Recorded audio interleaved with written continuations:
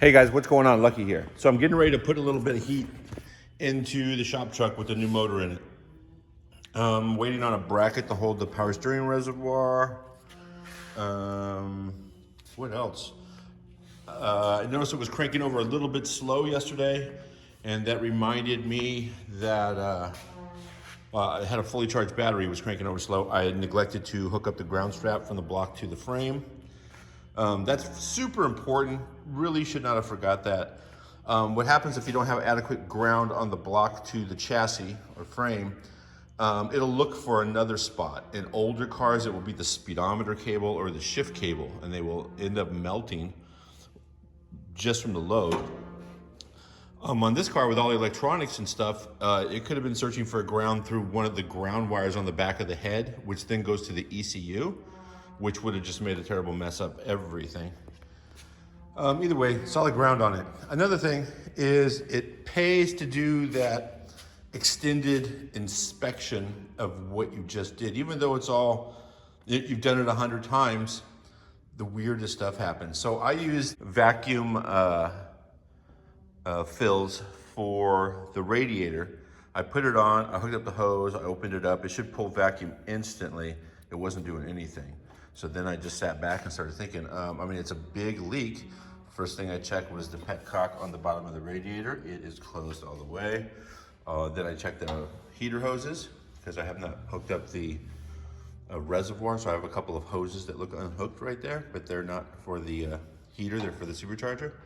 So I verified all that. So then I just started looking at the water pump. Did I miss a port? Is this a weird water pump I was not familiar with? And I looked even further, and this is what I spotted. Way down by the timing cover, a mangled amateur move right there. When I was putting this thing on, it's not like that, it kind of swung over. I didn't think anything of it, tightened it up, and away I went. The funny deal was this motor has all ARP hardware, including the bolts that go around the timing cover.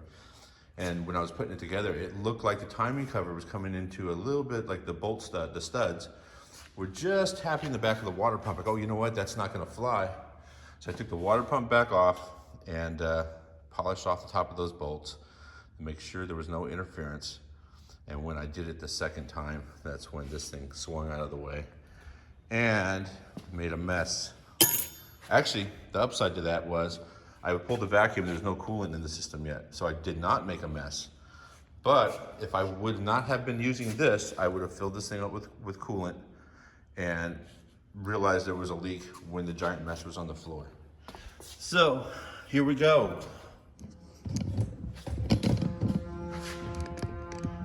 Let's get the glare off that gauge.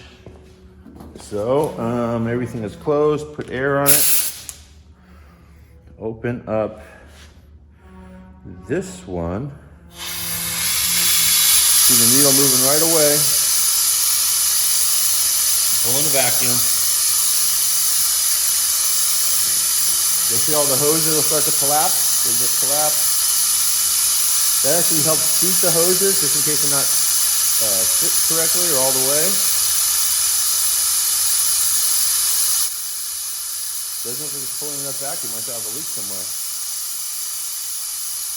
Let me set this.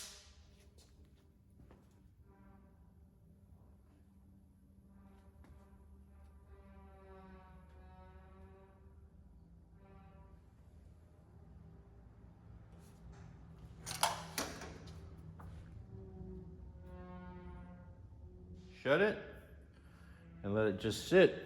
And that needle should not move hardly at all.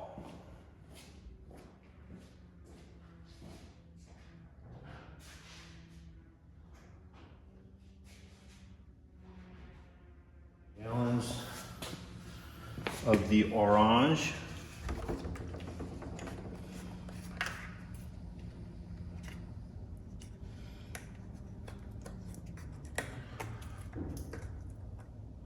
Also, you can reuse coolant if you filter it and you know it's clean.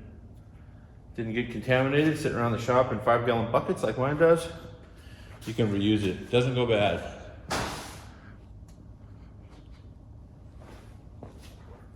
So leave that one closed, open this one, watch the orange coolant get sucked right in.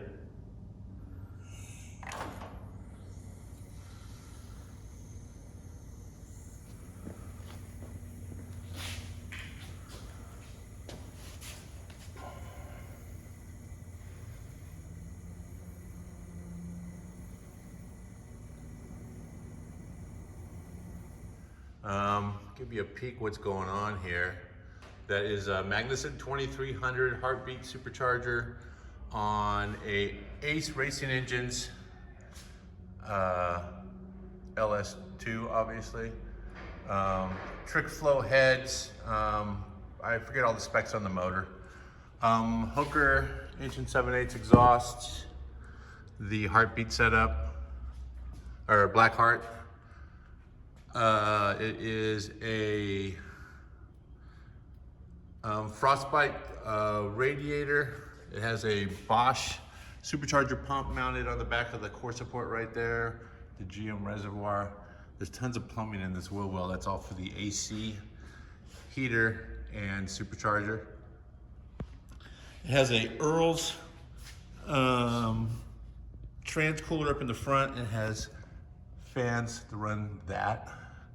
That's all controlled through the computer. The exhaust is a Hooker Blackheart setup with some modifications. It still all goes together and everything, but just because I have the HPI frame reinforcement, I had to do some modifications. I wasn't able to do a crossover just yet, but I will do one. It's a Gearstar 4L80E. With a Yank billet converter. I believe this is the 2800 stall. It is a Curry rear end, 9-inch. Bare brakes all the way around, 4-piston in the rear, 6-piston in the front. The front is 15-inch rotors, the back are 13-inch rotors. This is a CPP 22-gallon tank. It works, it fits, it does the job. I have noticed that if I get down a little bit low and roll into it, it goes lean, which means the pickup isn't staying wet. It has a little sump inside of it, but I think maybe the design of it is allowing gas to leave a little too fast. So I have an upgrade for that. When I do that, I'll do a video. QA1 suspension front to rear. This is one reason I couldn't run the exhaust is because in the back it's got panhard bar and track bar and everything back here. The exhaust can't go over the rear end and come down just because when this thing's on the ground, all this real estate is used up. But 411 rear gear because I have the 4L80 with a nice overdrive in it. That's it. I had to update all the software to V5, which is a pretty typical Holley thing. They stay up on point with all their stuff. Yeah, the only thing I have left to do is crankcase ventilation. Also, I want to relocate those coils so I can put my Ace valve covers on. But my impatience prevents me from doing all that right now. So I'm actually doing this video because this is my standard walk around, make sure I didn't forget anything deal. So I figured I would walk around and touch on all the stuff. A couple things I want to change. I want to build some sort of a diffuser or something right here to divert air into the transcooler. Even though the fans are there, sucking cold air from the front of the car, I still want to get it a little bit cooler. Also too, as I went back and forth on steering gearboxes, this is a good gearbox, but it's stock ratio. I want to get the variable ratio. That I got to break up all these wires for the fan. Mount the fan relay, and also put the wheel wells back in. So I got wheel wells from Auto Metal Direct, and because I like to see my suspension and have the option of working on it under the hood, I do this to them. Now that I've done that, I'm going to clean that up real well, roll the edge, and then take a bead roller and roll a nice little bead right around everything so it looks somewhat factory. And then put them in. Then paint them and put them in. That's it. Front end's all back together. Let's let it down. Get a peek at it.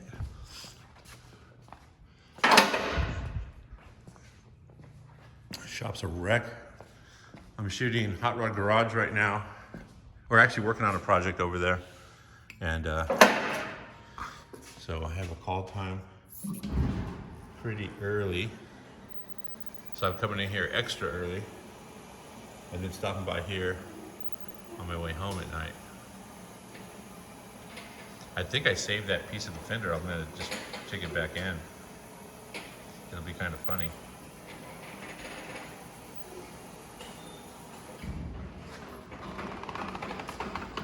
All right, so there's all that. Cold air intake I still need to put on. Take off the throttle cable because I'm drive-by-wire now. And yeah, now that it's drive-by-wire, I didn't need stuff like the IAC motor or anything, but I didn't feel like cutting that stuff off, so I will just zip tie it back in there. I kind of took the harness apart and relocated those to the rear so they'd be out of the way. Oh, a block-off plate for the firewall where the harness and everything goes through. We'll also hold up all those hoses. Yeah, nope, it's looking good. All right. Yeah, starts and runs, ready to go. Got to put some coolant in the intercooler system. So yeah, this is a 11 by 20, no, 15 by 22 by 2-inch heat exchanger. Welded some brackets on the back. They're on the front and the top. And didn't use the stock brackets that came with it. I'm probably gonna trim those back just so they don't divert air. And yeah, pretty jazzed on it. All right, you guys, there'll be more of this, no doubt, because this is gonna get shifted right back into my regular driver. Okay, I just took this thing for a little spin. Got it up to temperature, 203 degrees. Did a lot of decel to get those rings to seat correctly. I probably burn off about a quarter of a tank of gas. Oil pressure looks amazing.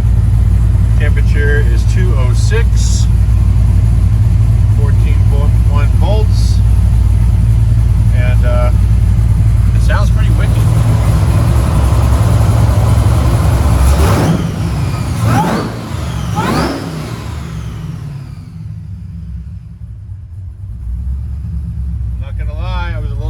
By the amount of torque this thing has. But yeah, well on its way to becoming the perfect shop truck, in my opinion.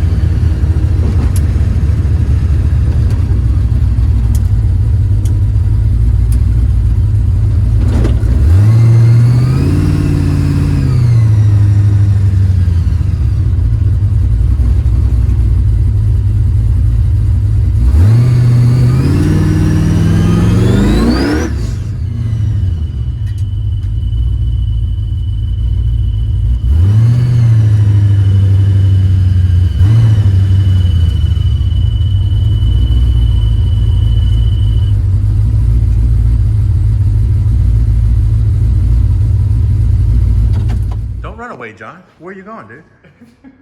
You helped. I thought you were trying to zoom in. Yeah, zooming in. All right, so me and John just went to lunch. How was lunch today, buddy? Really good. Man, Burger City Grill. Shout out to Burger City Grill in Torrance, California. Wonderful onion rings. Bacon is cooked perfectly. Burgers are top notch. That's Burger City Grill, sunny downtown. We're not sponsored by those guys. I don't know. It was expensive. All right, so here's the deal. We drove the truck, rolled over to Gardena AC. He hooked me up with a little Freon, except it wasn't free. Had to pay for that. So would it just be on then? It's no longer Freon. Here are the Metal Direct inner wheel wells installed while we were at lunch. We should go back a week ago when I put these wheel wells in the first time. I clearanced them, that nice opening right there. I freehanded that with some tin snips to allow me to work on stuff if I needed to work on stuff. And here's my logic. Correct me if I'm wrong. Please feel free to leave a comment. This was correct me if I'm wrong too, you will know. This was an off-road vehicle. This is a truck. It was designed to go down dirt roads and gravel, 1967 to who knows when, 72, this is what I saw. So originally the wheel wells, you can still see on this side, the wheel wells went right up to the frame rail. See the wheel liner right there? Right up to the edge of the frame rail. Front to back. And that was to keep debris, dirt, snow, sleet, salt, all that crap out of your engine compartment. Okay, so yeah, I'm gonna do my fair share of dirt tracking, driving through the pastures, feeding the cattle while I'm out on the farm. That's never ever gonna happen with this truck again. So now it's about convenience and logically, I wanna be able to get to my upper control arms if I need to. I want people to be able to see that QA1 goodness right there. I also want to be able to mess with my steering gearbox. Originally, you would have to, the actual wheel well cover the entire gearbox. There was just a slot in the wheel well to allow the shaft to go through, the steering shaft. So to do anything, you had to take the wheel off. Now I can do all this work on the car on the ground. So it makes perfect sense to cut them up. I'm not hitting any dirt. If I do, it's going to be a minimal amounts of rain or whatever, and it will sling the middle here. If I'm dirt tracking in the rain, hey, you know what? I deserve to get a little water on my motor. But it looks better to me. So I cut them. They looked okay, but my idea was I wanted to take a bead roller and roll the edge. So while we were at lunch today, me and John, once again, shout out to Burger City Grill, I dropped these off to my buddy Wesley Kent over at Kent Fabrication. And dude, can you do me a favor and take a hammer and dolly and roll these edges? I need to put them back in Saturday because Sunday, this truck is going on a road trip for Hot Rod Garage. So that's what he did. I had trimmed them all up, polished the edges, and he rolled the edges with a hammer and dolly. It looks factory in my opinion. So that's what's up. What else did we just do? AC's blowing cold. Put your turn signals and I hooked up the blinkers. marker lights. Actually finished plugging in the headlight switch. So yeah, this thing's a driver. Set up your touch screen. Oh, the touch screen is set up with the all the necessary telemetry. And as you can see, I fabricated some block off plates for the firewall. So those are going to keep the heat out while I'm out in Bakersfield, beautiful Bakersfield, California. And yeah, so I'm pretty happy with that. So we're going to put the wheels back on right now. We already took it for a nice spin, put a bunch of heat into it, make sure it was all good. And hey, push the button, put it up. Let's take a look at those lovely wheel wells from the inside. Oh yeah, me and John put the hood back on, which fits nicely on my dad. I had this painted just before LS Fest and flat cleared. They shot it black and then flat cleared it.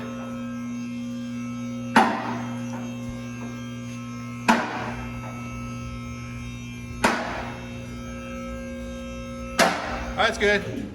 So there you go. See the edge is all rolled up and around. It's gonna put the little structure back in there.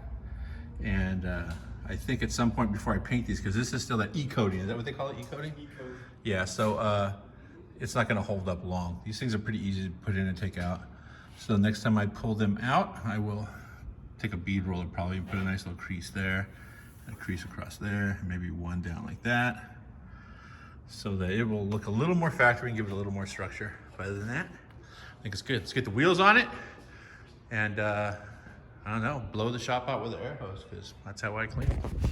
All right, you guys, thanks for watching. Don't forget to subscribe, follow my buddy John McGann on Instagram. What's your name on Instagram? John.McGann. Go figure. Same as his real name. And follow Hot Rod Garage too. I work over there. He works at Hot Rod Magazine. Follow that clown. All right, you guys. See you later. Leave some comments. Let me know what you think and share. Peace.